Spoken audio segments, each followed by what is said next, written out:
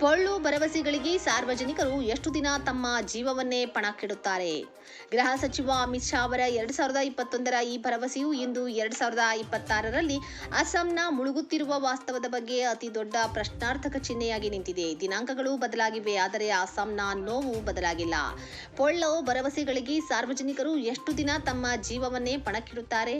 ಅಸ್ಸಾಂನಲ್ಲಿ ಪ್ರವಾಹದಿಂದಾಗಿ ಒಂದು ದುರಂತ ಸಂಭವಿಸಿದೆ. ಚಾರೈಡಿಯೋ ಮತ್ತು ಶಿವಸಾಗರ್ ಸೇರಿದಂತೆ ಜಿಲ್ಲೆಗಳಲ್ಲಿ 4.45 ಲಕ್ಷಕ್ಕೂ ಹೆಚ್ಚು ಜನರು ಸಂಕಷ್ಟದಲ್ಲಿದ್ದಾರೆ ಮತ್ತು ಈ ಋತುವಿನಲ್ಲಿ 68 ಸಾವುಗಳು ಸಂಭವಿಸಿವೆ. ಆದರೆ ಅತ್ಯಂತ ನಾಚಿಕೆಗೇಡಿನ ಸಂಗತಿಯೆಂದರೆ, ಸ್ವತಃ ಮುಖ್ಯಮಂತ್ರಿಯವರ ಪ್ರಕಾರ 20% 25% ಪೀಡಿತ ಪ್ರದೇಶಗಳು ಇನ್ನೂ ಆಡಳಿತಾತ್ಮಕ ವ್ಯಾಪ್ತಿಯಿಂದ ಸಂಪೂರ್ಣವಾಗಿ ದೂರದಲ್ಲಿವೆ. ದೂರದ ಹಳ್ಳಿಗಳಲ್ಲಿ ಸುಮಾರು 80,000 ಜನರು ಸಹಾಯಕ್ಕಾಗಿ ಛಾವಣಿಗಳ ಮೇಲೆ ಹಸಿವಿನಿಂದ ಮತ್ತು ಬಾಯಾರಿಕೆಯಿಂದ ಕಾಯುತ್ತಿದ್ದಾರೆ. ಸಂಪರ್ಕ ಕಡಿತಗೊಂಡ ಪ್ರದೇಶಗಳಲ್ಲಿ ಆಹಾರವನ್ನು ಬೀಳಿಸಲು ಬಳಸಲಾಗುತ್ತಿದ್ದ ಡ್ರೋನ್ಗಳು ವಿಫಲವಾಗಿವೆ ಎಂದು ಸಾಬೀತಾಗಿದೆ. ವಿಪತ್ತು ನಿರ್ವಹಣೆಯ ದೊಡ್ಡ ಹಕ್ಕುಗಳು ತಳಮಟ್ಟದಲ್ಲಿ ಕುಸಿಯುತ್ತಿವೆ. ಪ್ರತಿ ವರ್ಷ ಸರ್ಕಾರವು ಇದನ್ನು ನೈಸರ್ಗಿಕ ಮತ್ತು ಭೌಗೋಳಿಕ ಸವಾಲು ಎಂದು ಕರೆಯುವ ಮೂಲಕ ಅದನ್ನು ನಿರ್ಲಕ್ಷಿಸುತ್ತದೆ. ಆದರೆ ಸತ್ಯವೆಂದರೆ ಇದು ವಾರ್ಷಿಕ ಆಡಳಿತಾತ್ಮಕ ವೈಫಲ್ಯ.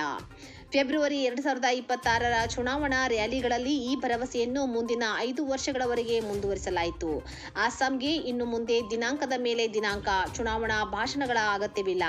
ಅದಕ್ಕೆ ಶಾಶ್ವತ ಪರಿಹಾರಗಳು ಮತ್ತು ಹೊಣೆಗಾರಿಕೆ ಬೇಕು ಎಂದು ಸಾರ್ವಜನಿಕರ ಆಗ್ರಹವಾಗಿದೆ.